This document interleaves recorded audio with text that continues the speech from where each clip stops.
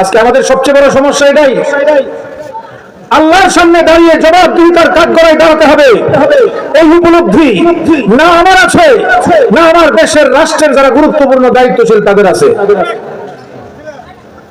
আমরা মনে করি জনগণের চোখ ফাঁকি দিলেই বাস সব শেষ। এই যে আপনারা দেখছেন না পত্র পত্রিকায় রডের বদলে বাঁশ দিয়ে দিছে, দেখছেন না?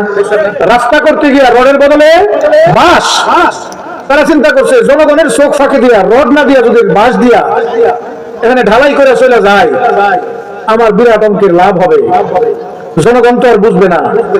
কিন্তু যদি তার হৃদয়ের মধ্যে অনুভূতি থাকতো, দুনিয়ার কোনো মানুষ হয়তো দেখবে না, কিন্তু যিনি দেখার রব্বুল আলামিন তিনি তো ঠিকই দেখবেন।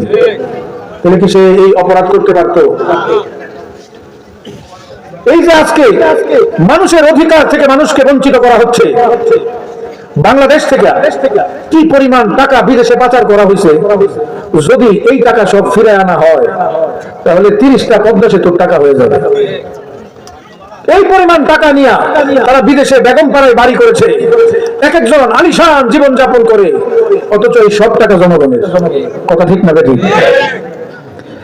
কেন তারা চুরি করতে পেরেছে, কেন তারা দুর্নীতি করতে পারে, কেন জুলুম শোষণ অন্যায় করতে পারে? একটাই কারণ, তাদের রবের সামনে দাঁড়ানোর অনুভূতি নাই। সাইয়েদুনা হযরত ওমর ইবনে খাত্তাব রাদিয়াল্লাহু আনহু নাম শুনেছেন? হযরত ওমরের নাম শুনেছেন সবাই?